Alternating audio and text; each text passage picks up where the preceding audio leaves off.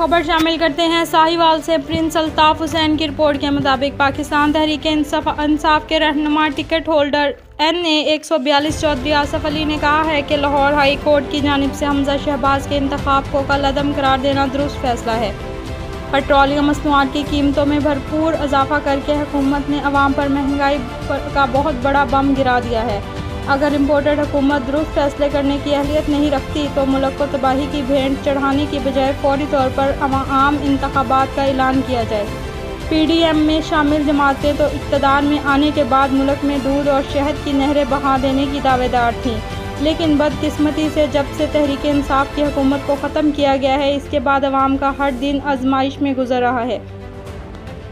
इन ख्यालात का इजहार उन्होंने यहाँ एक कॉर्नर मीटिंग से खिताब करते हुए किया। उन्होंने कहा कि आलमी सतह पर महंगाई के रुझान और कोरोना वबा के बावजूद तहरीक इंसाफ की हुकूमत ने मईशत को मुस्तहकम रखा।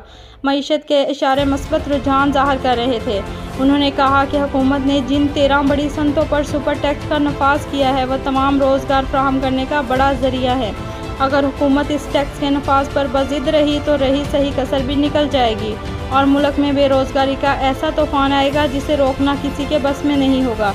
चौधरी आसफ अली ने मज़ीद कहा कि तहरीक इंसाफ के दौर में जारी मुल्की तरक्की का अमल सबोताज करके अवाम दुश्मनी का सबूत दिया गया है।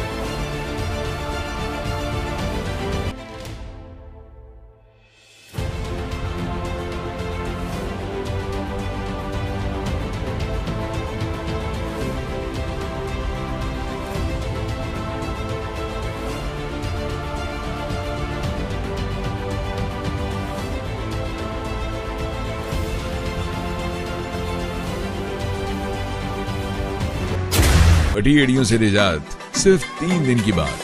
Smart feet cream, love your feet with smart feet from ऊपर।